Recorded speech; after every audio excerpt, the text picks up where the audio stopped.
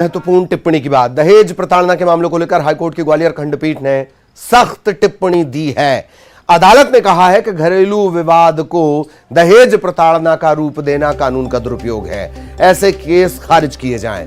भिंड में दर्ज दहेज प्रताड़ना के मामले की सुनवाई के दौरान हाईकोर्ट ने टिप्पणी की। साल 2021 में भिंड में मेनका शर्मा ने शादी के 7 साल बाद दहेज प्रताड़ना का केस दर्ज कराया।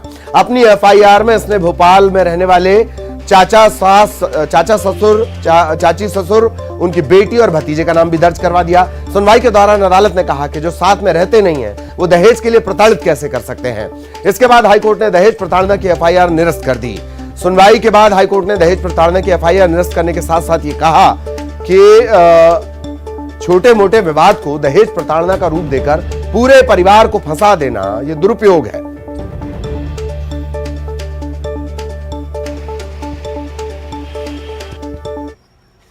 और सहयोगी सुशील आपको नजर आ रहे होंगे।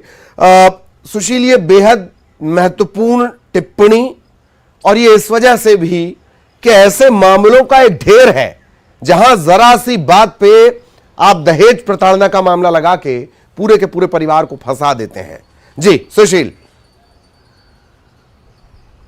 बिल्कुल सही बात है। देखिए, जो हाई कोर्ट ने फैसला दिया है और जो टिप्पणी की है वो कहीं ना कहीं आने वाले समय में जो दहेज एक्ट के तहत केस रजिस्टर्ड होते हैं और उनके लिए एक नज़ीर बनेगी, और इसी फैसले और टिप्पणी के बाद एक नई राह निकलेगी मध्य प्रदेश में।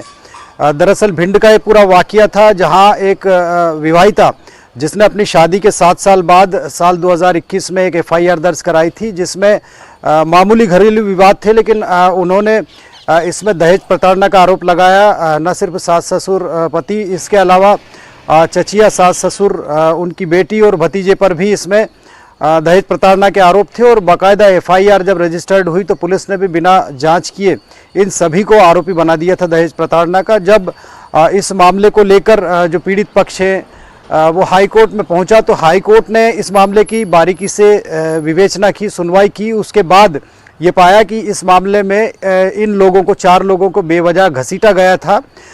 इनका दहेज प्रताड़ना से कोई संबंध ही नहीं था, क्योंकि ये लोग विवाहिता के साथ रहते ही नहीं थे। ऐसे में जब कोई रहता नहीं है तो फिर वो दहेज के लिए किस तरह से प्रताड़ित कर सकता है।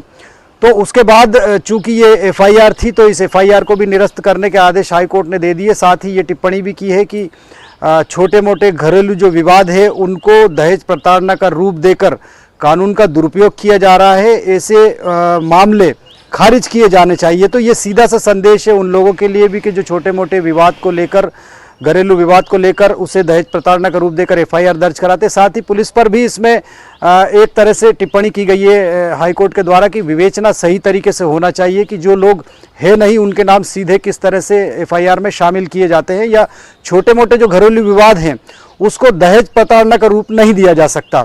तो हाई कोर्ट ने जो ये फैसला दिया है एफआईआर निरस्त करके दहेज प्रताड़ना की और एक सख्त टिप्पणी करके, बिल्कुल ये फैसला और ये टिप्पणी आने वाले समय में दहेज प्रताड़ना के केसों में नजीर बनेगी। जाहिर तौर पर ये बन गए हैं और अब हर जगह इनका इस्तेमाल भी होगा। हर जगह ग्वालियर खंडपीठ के इस फैसले को कोर्ट भी किया जाएगा।